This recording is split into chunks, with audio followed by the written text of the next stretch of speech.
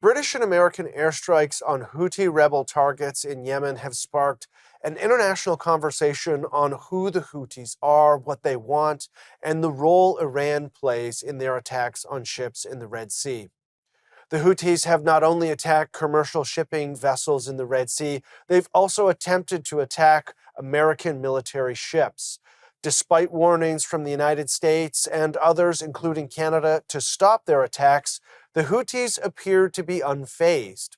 Joining us now to help us better understand the Houthis and the role of Iran is retired Brigadier General, Executive Board Member of Israel's Defense and Security Forum, and Fellow at the Jerusalem Center for Public Affairs, Yossi Kuperwasser. Mr. Kuperwasser, thank you very much for joining us on Forum Daily. Thank you for having me. So, who exactly are the Houthi rebels and why are they attacking commercial ships primarily in the Red Sea? Well, they got this title, the Houthi Rebels. They are not the rebels anymore. They are in control of large parts of Yemen. Mm-hmm. And they were established in the early 1990s as a tribal militia and grew up dramatically with a lot of Iranian help. The Iranians identified that here's an opportunity to work in the backyard of Saudi Arabia and in a very highly important strategic area that controls the Bab el-Mandeb, the entrance to the Red Sea. And they immediately understood that there's an opportunity here.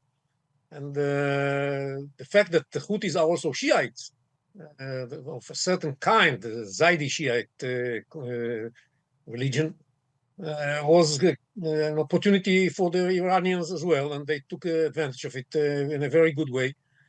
From their point of view, they fed the Houthis with a lot of money, with a lot of weapons, and with a lot of training, and enabled them to actually, throughout the years, become the most important force in Yemen and take over most of the Yemenite land. And Yemen is a very big and a very important country, even though it's not a very rich one. It's a very important country. They are very zealous, I would say, this group, and they are ready to take upon themselves all kinds of missions that others would hesitate. And because they are so indebted to the Iranians, they are ready to carry out all kinds of missions that the Iranians expect them to carry out, like blocking the shipping to Israel through the Red Sea. And this begs the question, since the October 7th terrorist attack, we've had a lot of conversations about Iranian proxy groups, whether it be Hamas in Gaza, Hezbollah in Lebanon, and now the Houthis. How do the Houthis compare to Hezbollah and Hamas in Gaza? Well, first of all, the Houthis are one of the biggest militias that the Iranians have. They have an army of something between 350 to 500,000 soldiers fighting in their army. So it's not some small militia. It's much bigger than Hamas, for example, just to put things in perspective. The Houthis are extremely well equipped. You see, no other group out of the proxies that Iran has owns the kind of weapons that the Houthis have: the long-range ballistic missiles, the long-range cruise missiles, the long-range air vehicles. Unmanned air vehicles, all that is unique for the Houthis, as well as the anti-naval, anti-maritime weapons that they have. So all of these give the Houthis very big importance. Now, what they're doing is a part of the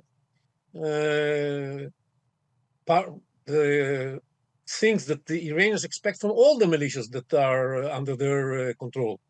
We see that this was done simultaneously by Hezbollah, by the Iraqi militias, the Iraqi Shiite militias that are also working on behalf of Iran, and by the Houthis. They are all doing the same. And the purpose of what the Iran is doing through them is to put pressure on the United States and to put pressure on Israel, so that Israel and the United States will come to the decision that they have to stop the war in Gaza and leave Hamas in power. That is the purpose of everything we're seeing here, and the Houthis are not shy about expressing it out loudly. They say, we shall continue doing that as long as the war in Gaza continues. Mr. Kuperwasser, we have been talking about the Houthis, and you elaborated on their military capability. Are all of those weapons essentially provided to them from Iran directly? How exactly are they acquiring such an advanced military capability? Well, first of all, some of the weapons are coming directly from Iran. Some of them are coming in kits, but are being put together by the Houthis in Yemen. They go quite often to Yemen, to Iran, to practice and get training, and they are quite capable. They are well trained, and they are able to produce those weapons that, or at least to put them together to make sure that they know how to operate the weapons that they get from the Iranians and do it quite impressively. We see it. You see, they fought for years against the Saudi-led coalition Yep. very successfully. So they fear nothing. And the question now is whether the coalition led by the United States is going to be able to make any kind of impression on them, because it's very difficult. And the best thing that has to be done is to keep pounding them. It's the one attack in a month is not going to be enough. You have to work hard. They are deployed all over Yemen. Yeah. They have many facilities along the coast. It's a very impressive threat that you have to deal with.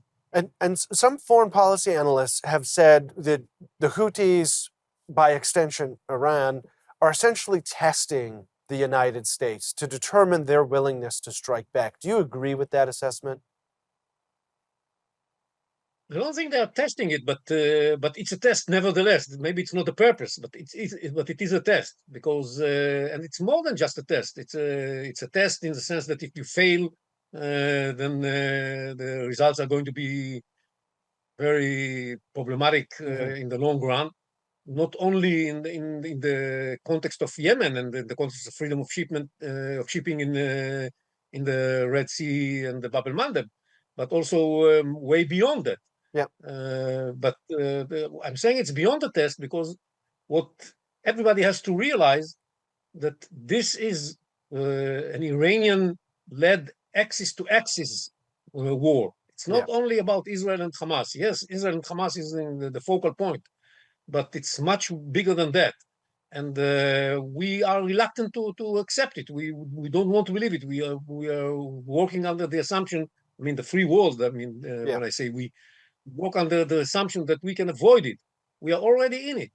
Yeah. And that's the message that the Houthis deliver.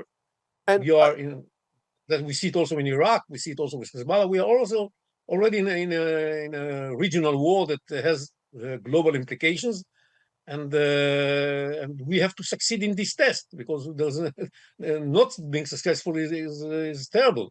well, And and yes, some I would like to say that the intensity and the rules of engagement in each of the fronts on which this war is being fought is unique. yeah. And you have to adapt yourself to the rules of the game in each of these fronts. But in the context of the Houthis, we have to be very decisive and very committed to defeating the Houthis, and And force them to stop threatening the freedom of shipping in the Red Sea. and some have argued, we have about a minute and a half here. Some have argued that part of the bigger question in terms of Iran is their eagerness to continue to develop nuclear weapons. What do you make of the assessment? We've seen reports come out as of late that that ambition still exists. Is Iran, in your view, still actively seeking nuclear weapons? Well, I think definitely we saw that. First of all, it's an Iranian belief that once they manage to get the nuclear weapons, they are going to be immune, and they will be able to spread their influence in the Middle East and beyond on steroids. They do it without it, but with it, they are going to do it in a much more impressive way. Secondly, we see that they again raise the level of enrichment, or the intensity of enrichment of uranium to the very high level of 60%. And they are actually so close to having military level uranium enriched to 90%. Yes, they can have it within a week. It's all that they have to finish before they do that is to make sure that they know what to do with it, how to weaponize it, and to turn it into a weapon. They have the missiles. We saw them through the Houthis. They were able to launch cruise missiles and ballistic missiles that can have nuclear warheads to a very long distance, actually towards Eilat in southern Israel from Yemen. And this was the longest launch of ballistic missile in the Middle East ever. Mr. And, Kuperwasser, this is we done really by appreciate the Iranians. your time today. We have to go to commercial, but thank you very much for joining us on Forum Daily. Thank you.